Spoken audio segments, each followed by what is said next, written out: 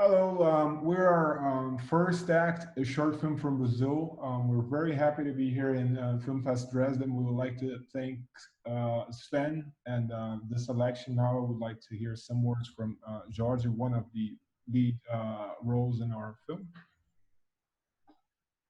Uh, So Jorge is saying that as an African Brazilian young male, he feels that he was kind of thrown into the political realm progressively. It wasn't a moment that it just clicked, but it was something to do with the the system itself trying to engage in it and trying to make films and to be cast as an African Brazilian. There was already the racial component in it, and that itself was already political.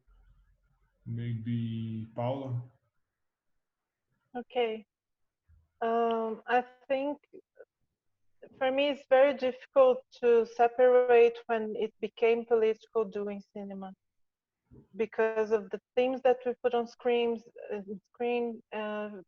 fiction or doc, the funding system here and all over the world that's with public politics, or the way that we work as a team for me are always political. I think we grew as professionals already not separating art from politics. Even the commercial cinema can be political as well.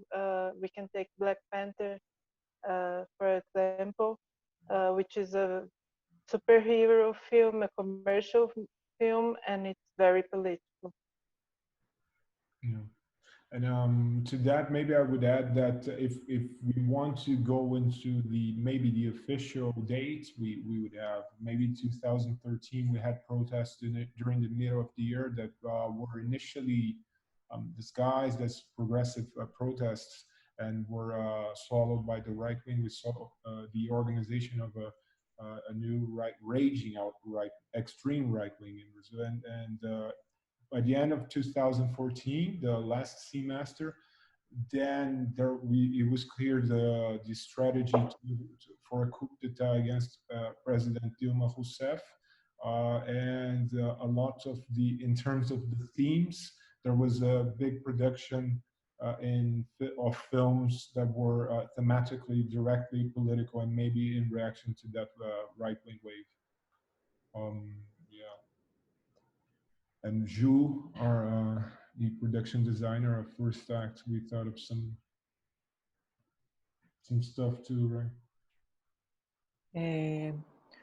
So I'll paraphrase, but Jules was saying that when we put ourselves in the place to form a narrative, that's always a political gesture in itself, something that deserves the attention of an audience, and and that film is in itself a collective art form where the collective benefits from what's the greatest skills of each individual.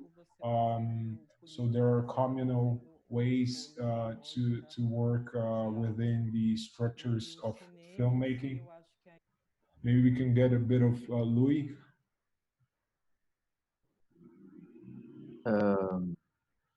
Yeah, so Louis was saying that the issue with the discourse on ideology in Brazil right now is that the extreme right wing is composed of ideologues, which claim that the left is always the responsible for ideological narratives and claiming neutrality from that point of view. So that's one of the complicating factors because every these discourse is ideological invariably. So you either you always have a point of view or a point of departure. Um, Also, Louis was talking about, a bit about the idea of future. Maybe I'll ask you if I left something out, but that the film plants questions towards future, the possibility of organization, the possibility of organization within the arts, the issue of having the means of production or just the energy and hope and means of workforce to create a theater troupe or any artistic enterprise for that matter, a film. And now we'll hear some of Clayton. Ouvindo que vocês. Yeah, no, so Clayton was talking about what is the separation, especially in Brazil in 2020, between politics and art.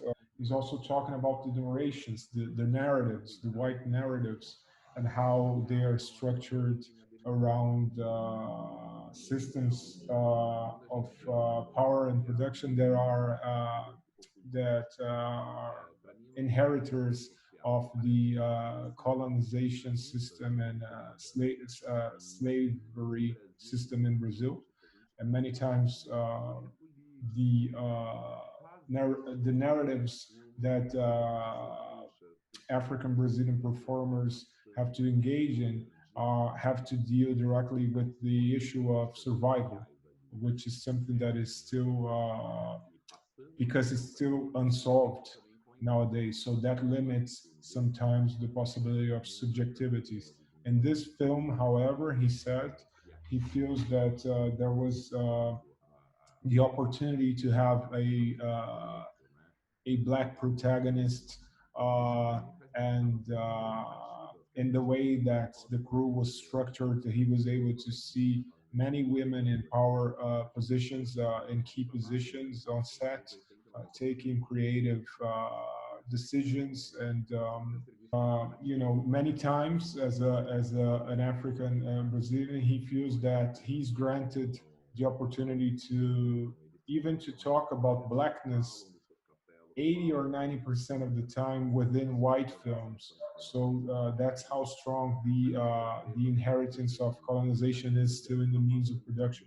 And he ended his speech with the question on how do we restructure these, how do we restructure the systems, how do we open spaces for a new imagery. I'm paraphrasing here, how we decolonize imagery.